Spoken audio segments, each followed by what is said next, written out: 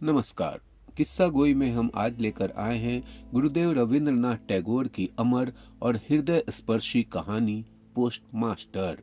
एक ऐसी कथा जिसमें है अकेलापन, स्नेह और मनुष्य की भावनाओं की गहराई। काम शुरू करते ही पहले पहल पोस्ट मास्टर को उलापुर गांव आना पड़ा। गांव बहुत साधारण था। गांव के पास ही एक नील की कोठी थी। इसीलिए कोठी के स्वामी ने बहुत कोशिश करके यह नया पोस्ट ऑफिस खुलवाया था। हमारे पोस्टमास्टर कलकत्ता के थे।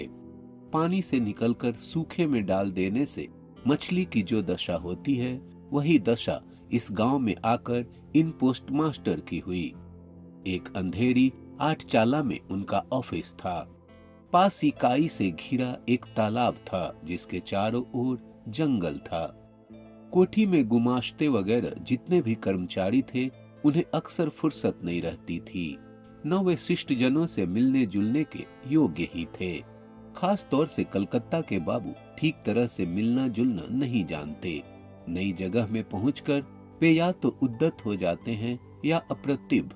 इसीलिए स्थानीय लोगों से उनका मेल जोल नहीं हो पाता। इधर काम भी ज्यादा नहीं था। कभी कभी एकाध कविता लिखने की कोशिश करते। उनमें इस प्रकार के भाव व्यक्त करते, दिन भर तरु पलवों का कंपन और आकाश के बादल देखते देखते जीवन बड़े सुख से कट जाता है। लेकिन अंतर्यामी जानते हैं कि यदि अलिफ लैला का कोई दैत्य आकर एक ही रात में तरु पल्लव समेत इन सारे पेड़ पौधों को काटकर पक्का रास्ता तैयार कर देता और पंक्तिबद्ध अटालिकाओं द्वारा बादलों को दृष्टि से ओझल कर देता, तो यह मृत प्राय भद्र वंशधर नवीन जीवन लाभ कर लेता। पोस्टमास्टर को बहुत कम तनख्वाह मिलती थी। अपने हाथों बनाकर खाना पड़ता और गांव की एकमात्र पितृहीन अनाथ बालिका इनका कामकाज कर देती थी। उसको थोड़ा बहुत खाना मिल जाता। लड़की का नाम था रतन। उम्र 12-13। उसके विवाह की कोई विशेष संभावना नहीं दिखाई देती थी। शाम को जब गांव की गौशाला से कुंडलाकार धुआं उठता, झाड़ियों में झिंगुर बोलते, दूर के गांव में पियक्कर बाउलों का दल ढोल करताल बजाकर ऊंचे स्वर में गीत छेड़ देता, जब अंदर बरामदे में अकेले बैठे बैठे वृक्षों का कंपन देखकर कभी हृदय में भी ईषत कंपन होने लगता, तब कमरे के कोने में एक टिमटिमाता हुआ दिया जलाकर पोस्टमास्टर आवाज लगाते, रतन। रतन दरवाजे पर बैठी इस आवाज की प्रतीक्षा करती रहती, लेकिन पहली आवाज पर ही अंदर न आती। वहीं से कहती, क्या है बाबू, किस लिए बुला रहे हो? पोस्टमास्टर, तू क्या कर रही है? रतन, बस चूल्हा जलाने ही जा रही हूँ रसोई घर में। पोस्टमास्टर, तेरा रसोई का काम पीछे हो जाएगा, पहले हुक्का भर ला। थोड़ी देर में अपने गाल फुलाए चिलम में फूंक मारती मारती रतन भीतर आती। उसके हाथ से हुक्का लेकर पोस्टमास्टर चट से पूछ बैठते, अच्छा रतन, तुझे अपनी माँ की याद है? बड़ी लंबी बातें हैं, बहुत सी याद है, बहुत सी याद भी नहीं। माँ की अपेक्षा पिता उसको अधिक प्यार करते थे। पिता की उसे थोड़ी थोड़ी याद है। दिन भर मेहनत करके उसके पिता शाम को घर लौटते। भाग्य से उन्हीं में से 2-1 शामों की याद उसके मन में चित्र के समान अंकित है। उन्हीं की बात करते करते धीरे धीरे रतन पोस्टमास्टर के पास ही जमीन पर बैठ जाती। उसे ध्यान आता, उसका एक भाई था।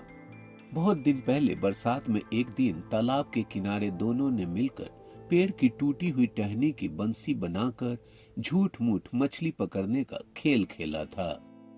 अनेक महत्वपूर्ण घटनाओं की अपेक्षा इस बात की याद उसे अधिक आती। इस तरह बातें करते करते कभी काफी रात हो जाती। तब आलस के मारे पोस्टमास्टर को खाना बनाने की इच्छा नहीं होती।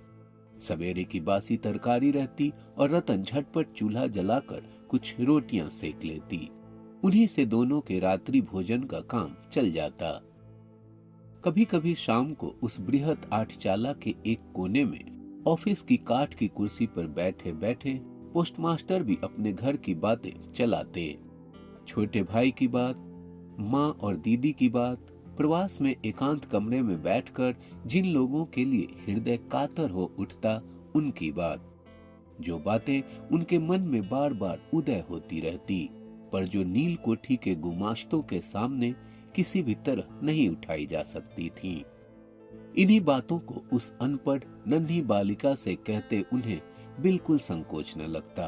अंत में ऐसा हुआ कि बालिका बातचीत करते समय उनके घर वालों को चिरपरिचितों के समान खुद भी माँ, दादा, दादी कहने लगी। नन्हे से हृदय पट पर उसने उनकी काल्पनिक मूर्ति भी चित्रित कर ली थी। एक दिन बरसात की दोपहर में बादल छंट गए थे और हल्का सा ताप लिए सुकोमल हवा चल रही थी। धूप में नहाई घास से और पेड़ पौधों से एक प्रकार की गंध निकल रही थी। ऐसा लगता था मानो क्लांत धरती का उष्ण निश्वास अंगों को छू रहा हो और जाने कहां का एक हठी पक्षी दोपहर भर प्रकृति के दरबार में लगातार एक लय में अत्यंत करुण स्वर में अपनी नालिश दोहरा रहा था। उस दिन पोस्टमास्टर के हाथ खाली थे। वर्षों के धुले लहलहाते चिकने मृदुल तरु पल्लव और धूप में चमकते पराजित वर्षा के भग्नाविष्ट स्तूपाकार बादल सचमुच देखने योग्य थे। पोस्टमास्टर उन्हें देखते जाते और सोचते जाते कि इस समय यदि कोई आत्मीय अपने पास होता, हृदय के साथ एकांत संलग्न कोई स्नेह की प्रतिमा, मानव मूर्ति। धीरे धीरे उन्हें ऐसा लगा मानो वह पक्षी भी बार बार यही कह रहा हो और मानो उस निर्जन में तरु छाया में डूबी दोपहर के पल्लव मरमर का भी कुछ ऐसा ही अर्थ हो। न तो कोई विश्वास कर सकता, न जान पाता, लेकिन उस छोटे से गांव के सामान्य वेतन भोगी उस सब पोस्टमास्टर के मन में छुट्टी के लंबे दिनों में गंभीर सुनसान दोपहर में इस प्रकार के भाव उदय होते रहते। पोस्टमास्टर ने एक दीर्घ निश्वास लिया और फिर आवाज लगाई, रतन। रतन उस समय अमरूद के पेड़ के नीचे पैर फैलाए कच्चा अमरूद खा रही थी। वह मालिक की आवाज सुनते ही तुरंत दौड़ी हुई आई और हाँफती हाँफती बोली, भैया जी बुला रहे थे?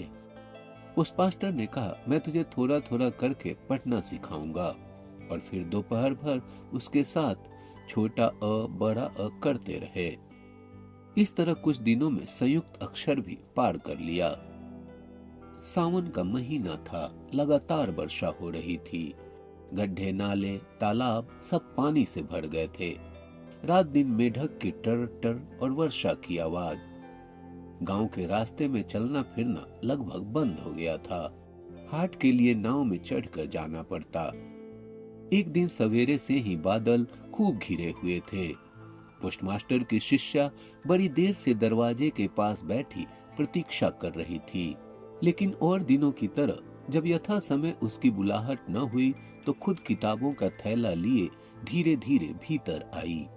देखा पोस्टमास्टर अपनी खटिया पर लेटे हुए हैं। यह सोचकर कि वे आराम कर रहे हैं, वह चुपचाप फिर बाहर जाने लगी। तभी अचानक सुनाई पड़ा, रतन। झपट कर लौटकर भीतर जाकर उसने कहा, भैया जी सो रहे थे? पोस्टमास्टर ने कातर स्वर में कहा, तबीयत ठीक नहीं मालूम होती, जरा मेरे माथे पर हाथ रखकर तो देखो। घोर वर्षा के समय प्रवास में इस तरह बिल्कुल अकेले रहने पर रोग से पीड़ित शरीर को कुछ सेवा पाने की इच्छा होती है। ललाट पर शंख की चूड़ियां पहने कोमल हाथ याद आने लगते हैं।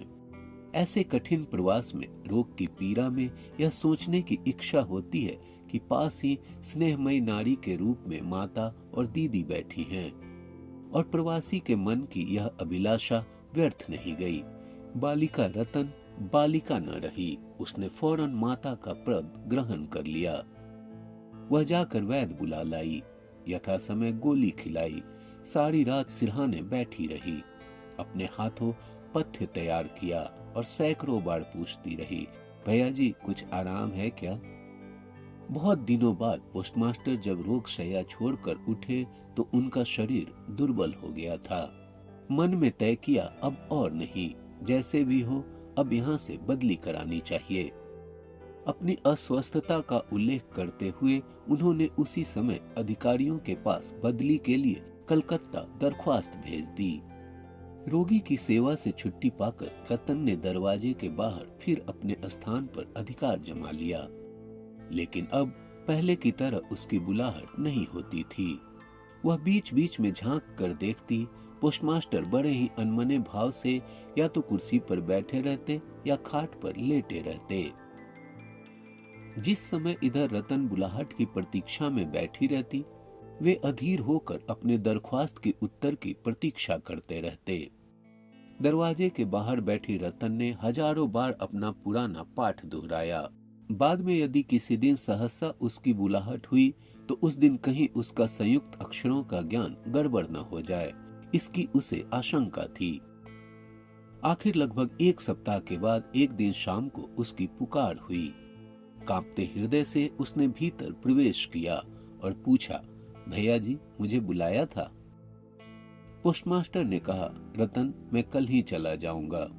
कहाँ चले जाओगे भैया जी? घर जाऊंगा। फिर कब लौटोगे? अब नहीं लौटूंगा।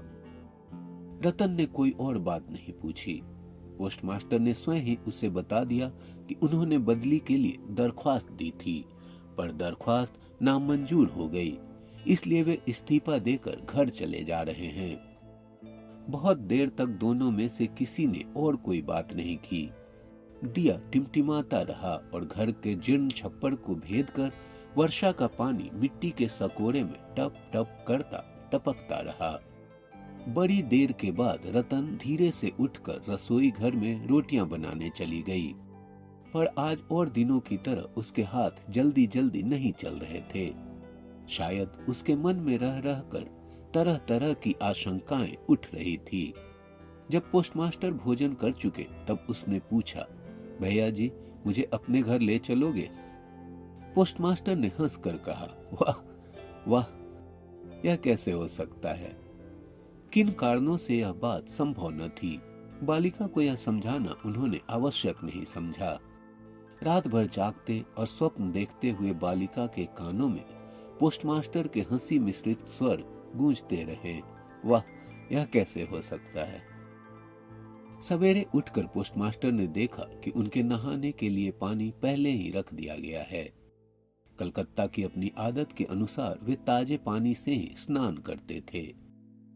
न जाने क्यों बालिका यह नहीं पूछ सकी थी कि वे सवेरे किस समय यात्रा करेंगे, बाद में कहीं तड़के की जरूरत न पड़ जाए। यह सोचकर रतन उतनी रात में ही नदी से उनके नहाने के लिए पानी भर ले आई थी। स्नान समाप्त होते ही रतन की पुकार हुई। रतन ने चुपचाप भीतर प्रवेश किया और आदेश की प्रतीक्षा में मौन भाव से एक बार अपने मालिक की ओर देखा। मालिक ने कहा, रतन मेरी जगह जो सज्जन आएंगे मैं उन्हें कह जाऊंगा, वे मेरी ही तरह तेरी देखभाल करेंगे। मेरे जाने से तुझे कोई चिंता करने की जरूरत नहीं है। इसमें कोई संदेह नहीं कि ये बातें अत्यंत स्नेहपूर्ण और दयार्थ हृदय से निकली थी, किंतु नारी के हृदय को कौन समझ सकता है। रतन इसके पहले बहुत बार अपने मालिक के हाथों अपना तिरस्कार चुपचाप सहन कर चुकी थी, लेकिन इस कोमल बात को वह सहन न कर पाई। उसका हृदय एकाएक उमड़ आया और उसने रोते रोते कहा, नहीं नहीं, तुम्हें किसी से कुछ कहने की जरूरत नहीं है, मैं रहना नहीं चाहती। पोस्टमास्टर ने रतन का ऐसा व्यवहार पहले कभी नहीं देखा था, इसलिए वे अवाक रह गए। नया पोस्टमास्टर आया। उसको सारा चार्ज सौंप देने के बाद पुराने पोस्टमास्टर चलने को तैयार हुए। चलते चलते रतन को बुलाकर बोले, रतन तुझे मैं कभी कुछ न दे सका, आज जाते समय कुछ दिए जा रहा हूँ, इससे कुछ दिन तेरा काम चल जाएगा। तनख्वाह में जो रुपए मिले थे उनमें से राह खर्च के लिए कुछ बचा लेने के बाद उन्होंने बाकी रुपए जेब से निकाले। यह देखकर रतन धूल में लौटकर उनके पैरों से लिपट कर बोली, भैया जी मैं तुम्हारे पैर पड़ती हूँ, मेरे लिए किसी को कोई चिंता करने की जरूरत नहीं। यह कहते कहते वह तुरंत वहां से भाग गई।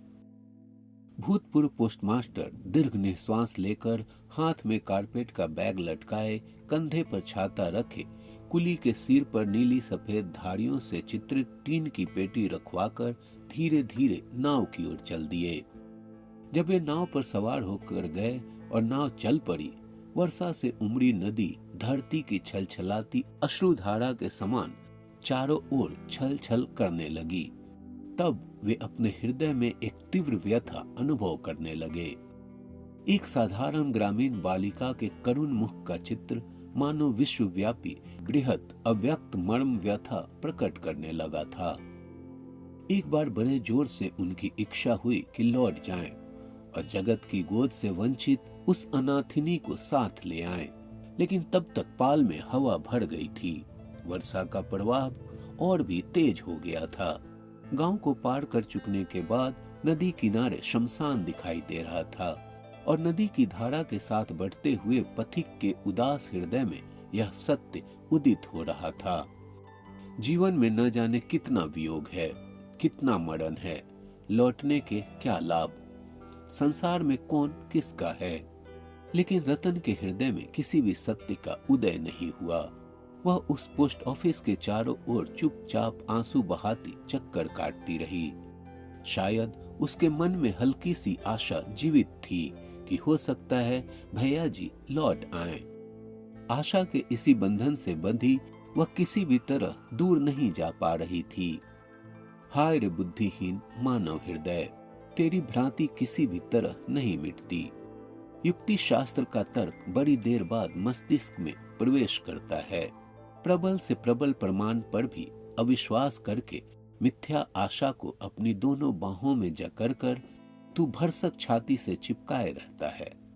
अंत में एक दिन सारी नाड़ियां काटकर हृदय का सारा रक्त चूसकर वह निकल भागती है। तब होश में आते ही मन किसी दूसरी भ्रांति के जाल में बंध जाने के लिए व्याकुल हो उठता है।